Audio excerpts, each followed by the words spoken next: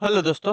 Good morning, नमस्कार। आप सभी का स्वागत है आप सभी के अपने यूट्यूब चैनल परीक्षा की शिक्षा में। उम्मीद करता हूँ, आशा करता हूँ कि आप सभी जो है स्वस्थ होंगे, कुशल मंगल होंगे, अपनी तैयारी जो है अच्छे और बढ़िया तरीके से आप सभी लोग कर रहे हैं। तो जो भी क्लास में फर्स्ट टाइम आए हैं, पहली बार आए हैं, नए हैं, उन सभी को बता दिया जाए कि हमारे चैनल पर जो है आपकी बीएड एंट्रेंस एग्जाम 2026 की जो आपकी तैयारी साथ रेगुलर बेसिस पर डेली करवाई। तो जिसे भी तैयारी पूरी करनी है, कंप्लीट करनी है, चैनल को सब्सक्राइब करके आप लोग हमारे साथ जुड़ जाइए। ठीक है, क्लास का समय देखिए, जीके जीएस की जो क्लासेस सुबह 10 बजे डेली आप सबको देखने को मिलती है। रीजनिंग की जो क्लासेस दोपहर को 1 बजे देखने को मिलती है। हिंदी की जो क्लासेस शाम को 7 बजे आप सबको हमारे चैनल पर देखने को मिलती है। इसी टाइम पर आप सबको क्लास से जुड़कर अपनी तैयारी को पूरा और कंप्लीट करना है। ठीक है, नीचे डिस्क्रिप्शन आप सबको इंस्टाग्राम टेलीग्राम का लिंक मिलेगा, तो आप इंस्टाग्राम पे फॉलो करेंगे, टेलीग्राम चैनल को ज्वाइन करेंगे। टेलीग्राम चैनल पर डेली बेसिस पर क्लास का अपडेट मिलेगा और आपको एग्जाम का भी अपडेट जो है टेलीग्राम चैनल के माध्यम से मिल जाएगा। तो आप लोग जो है टेलीग्राम चैनल को ज्वाइन करके रखिए, वहाँ पे आपको पीडीएफ भी जो है प्रोवाइड की जाएगी। ठीक है, क्लियर सभी को?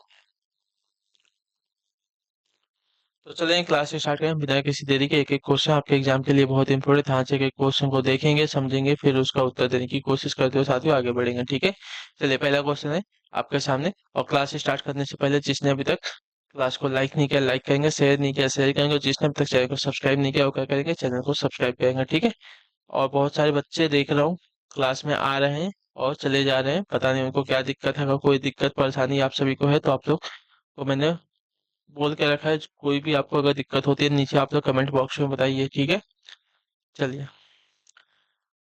किस प्रकार की बाजार व्यवस्था में बाजार अथवा उद्योग पर कुछ ही विक्रेताओं का वर्चस्व होता है, बताइए। मैंने ये वाला क्वेश्चन हमको कराया है, जल्दी ही इसका सही उत्तर क्या हो जाएगा, बताइए।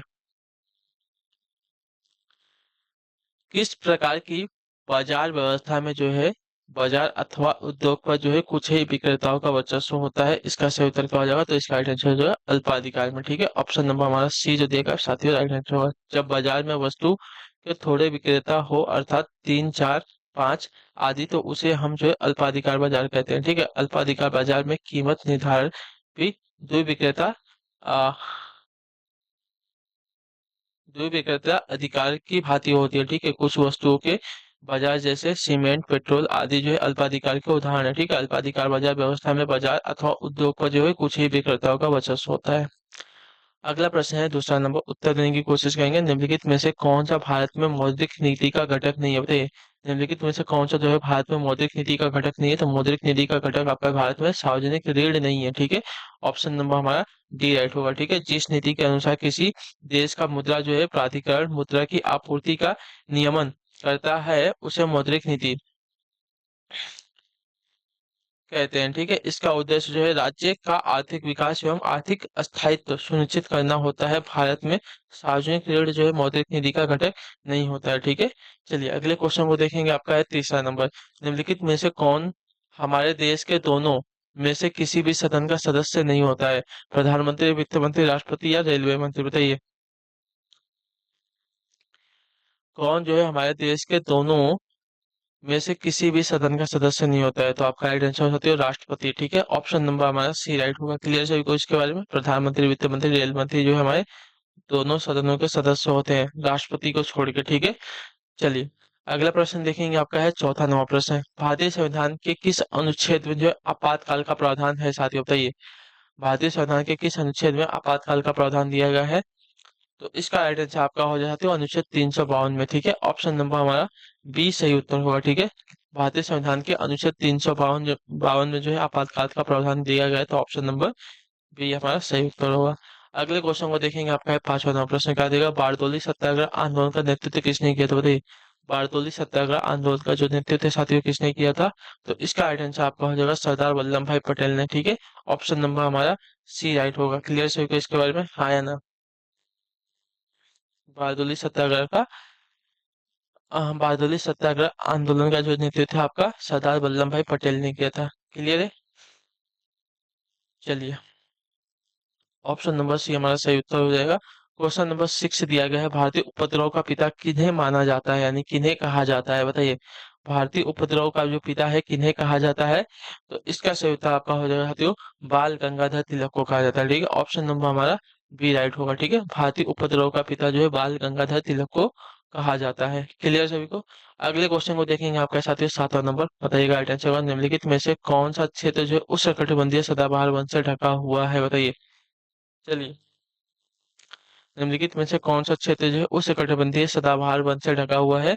तो इसका राइट आंसर हो जाएगा आपका पश्चिमी घाट। ऑप्शन नंबर हमारा डी सही उत्तर होगा। ठीक है, भारत के पश्चिमी घाट तट पर स्थित पर्वत श्रृंखला को जो है पश्चिमी घाट या सह्याद्री कहते हैं। ठीक है, और यही जो क्षेत्र है आपका उष्णकटिबंधीय सदाबहार वन से ढका हुआ है। क्लियर सभी को इसके बारे में?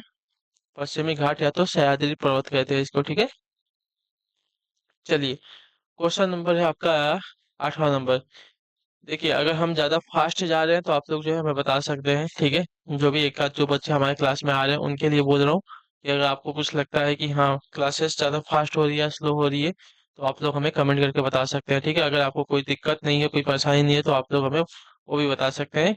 ठीक है, चलिए, बाकी आपकी क्लासेस जो है ऐसे रेगुलर बेसिस पे आती रहेगी। बहुत ही इंपॉर्टेंट क्लासेस रहती हैं डेली बेसिस पे।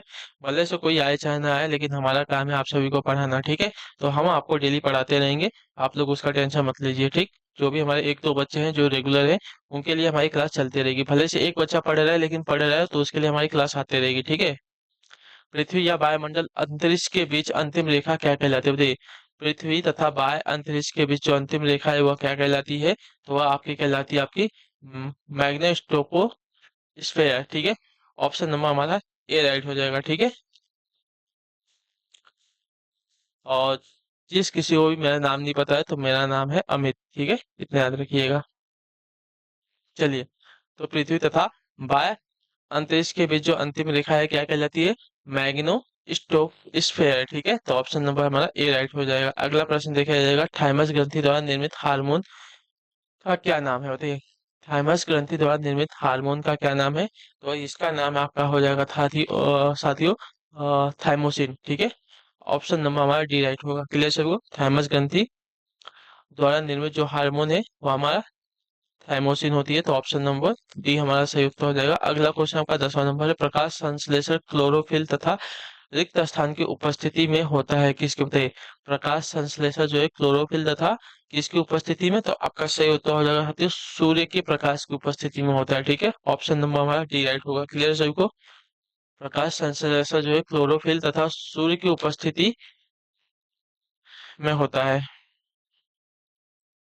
चलिए, क्वेश्चन नंबर है आपका 11, कौन सा रक्त समूह जो है सार्वभौमिक स्वीकर्ता होता है? बताइए, कौन सा रक्त समूह जो है सार्वभौमिक स्वीकर्ता होता है? तो इसका सही उत्तर आपका हो जाएगा साथियों यहाँ पे ए बी प्लस। ठीक है, A B positive. Option number हमारा बी राइट होगा। ठीक है, ए बी पॉजिटिव रक्त समूह वाले जो है सार्वभौमिक क्या होते हैं? स्वीकर्ता होते हैं। तो ऑप्शन नंबर हमारा डी राइट होगा। क्लियर सभी को? क्वेश्चन नंबर है आपका 12, उत्तर दीजिएगा राइट आंसर। भूमंडलीय तापमान यानी कि ग्लोबल वार्मिंग की घटना में सबसे अधिक योगदान किस गैस का है? बताइए, भूमंडलीय तापमान यानी कि ग्लोबल वार्मिंग की घटना में सबसे अधिक योगदान जो है किस गैस का है?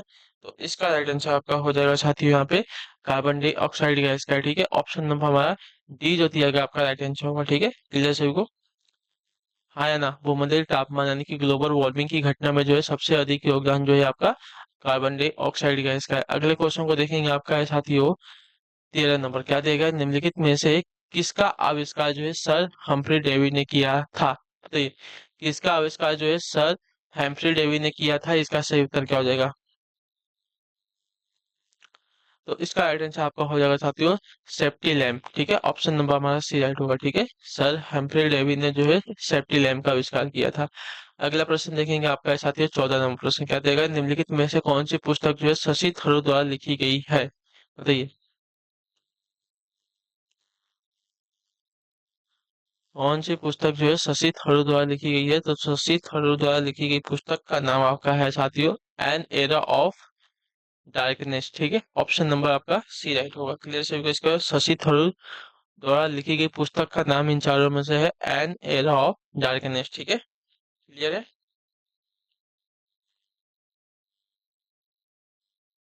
चलिए, क्वेश्चन नंबर 15 है, और जिसे भी क्लासेस अच्छी लग रही क्लासेस को लाइक करते हुए चलेंगे। ठीक है, और देख लीजिएगा एक बार, अगर आपने चैनल को सब्सक्राइब नहीं किया तो चैनल को सब्सक्राइब कर लीजिएगा। निम्नलिखित में से कौन सा भारत के ऋण नियंत्रण का एक प्रकार नहीं है? बताइए, निम्नलिखित में से कौन सा जो है भारत के ऋण नियंत्रण का एक प्रकार नहीं है? तो इसका राइट आंसर आपका हो जाएगा परिवर्तनीय लागत आरक्षित निधि अनुपात। ठीक है, ऑप्शन नंबर हमारा डी राइट होगा। ठीक है, परिवर्तनीय लागत आरक्षित निधि अनुपात जो है भारत के ऋण नियंत्रण का एक प्रकार नहीं है। बाकी ऋण का राशन, सीधी कार्यवाही, खुले बाजार के कार्यकलाप, ये जो है भारत में ऋण नियंत्रण के प्रकार हो जाएंगे, लेकिन परिवर्तनीय लागत आरक्षित निधि अनुपात जो है ऋण नियंत्रण का एक प्रकार नहीं होगा भारत में। ठीक है, चलिए अगला प्रश्न है आपका है 16 नंबर। निम्नलिखित में से कौन सा सूक्ष्म आर्थिक चर का एक उदाहरण थे? निम्नलिखित में से कौन सा जो है सूक्ष्म आर्थिक चर का एक उदाहरण है? बताइए, निम्नलिखित में से कौन सा जो है सूक्ष्म आर्थिक चर का एक उदाहरण है? तो सूक्ष्म आर्थिक चर का एक उदाहरण आपका यहाँ पे हो जाएगा उपभोक्ता संतुलन। ठीक है, ऑप्शन नंबर हमारा डी राइट होगा। क्लियर से होगा, उपभोक्ता संतुलन जो है हमारा क्या हो जाएगा?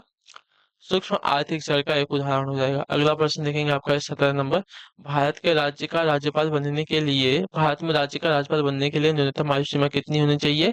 30 वर्ष, 25 वर्ष, 35 वर्ष या 45 वर्ष? तो आपका राइट आंसर हो जाएगा 35 वर्ष। ठीक है, ऑप्शन नंबर हमारा सी जो दिएगा आपका राइट आंसर होगा। ठीक है, क्लियर।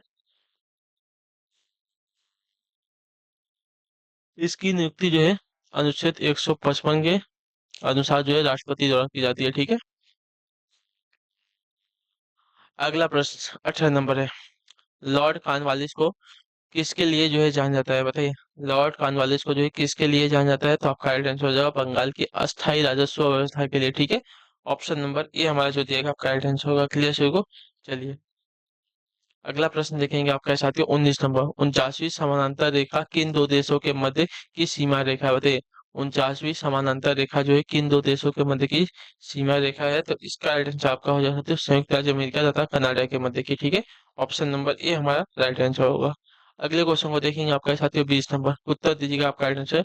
ला नीना प्रशांत महासागर पर जो है किस प्रकार से प्रभाव डालती है? बताइए, ला नीना प्रशांत महासागर पर जो है किस प्रकार से प्रभाव डालती है? तो यह डालती है साथियों जल का तापमान कम कर देता है यार। ठीक है, ऑप्शन नंबर हमारा बी राइट होगा। क्लियर, लानीना जो है प्रशांत महासागर के जल का जो तापमान है कम कर देती है। ठीक है, इतना याद रखिएगा।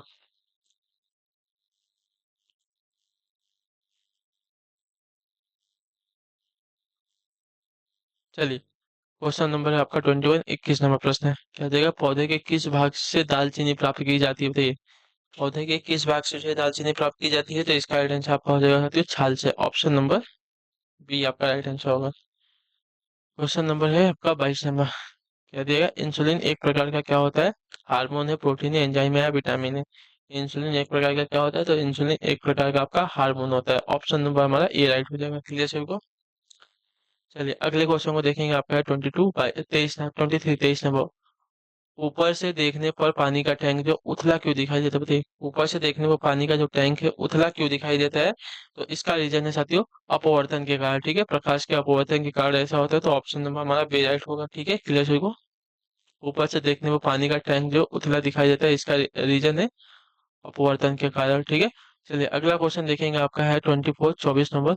लाल तथा हरे रंग के मिश्रण से कौन सा रंग प्राप्त होता है? बताइए, लाल तथा हरे रंग के मिश्रण से जो है कौन सा रंग प्राप्त होता है? तो इससे जो है हमारा पीला रंग प्राप्त होता है। ऑप्शन नंबर हमारा बी राइट होगा। ठीक है, याद रखिएगा, लाल और हरे रंग का जब मिश्रण करेंगे तो हमें पीला रंग प्राप्त हो जाएगा। 25 नंबर है आज की क्लास का आखिरी क्वेश्चन है। निम्नलिखित में से किस गैस का रिसाव भोपाल गैस त्रासदी के समय हुआ था? बताइए, निम्नलिखित में से किस गैस का रिसाव जो है भोपाल गैस त्रासदी के समय हुआ था? तो इसका राइट आंसर आपका हो जाएगा साथियों मिथाइल आइसोसाइनाइड का। ठीक है, ऑप्शन नंबर हमारा ए राइट हो जाएगा। क्लियर है, भोपाल त्रासदी गैस का जब रिसाव हुआ था तो उस समय कौन सी गैस निकली थी? तो मिथाइल आइसोसाइनाइड।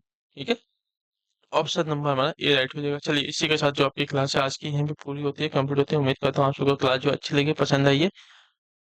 तो कल जो है क्लास का टाइम आगे पीछे हो गया था तो उसके लिए सॉरी। आज जो है आपकी क्लासेस जो है सही टाइम पे आ जाएंगी। जो जिस टाइम पे जिस क्लास को बोला गया है उसी टाइम पे वो आ जाएगी। ठीक है, तो उसका आप लोग टेंशन मत लीजिएगा। हम आपसे मिलते हैं आपकी अगली क्लास में। तब तक के लिए टाटा बाय बाय, जय हिंद जय भारत। आपसे क्लास से जुड़ने के लिए बहुत बहुत ही धन्यवाद साथियों।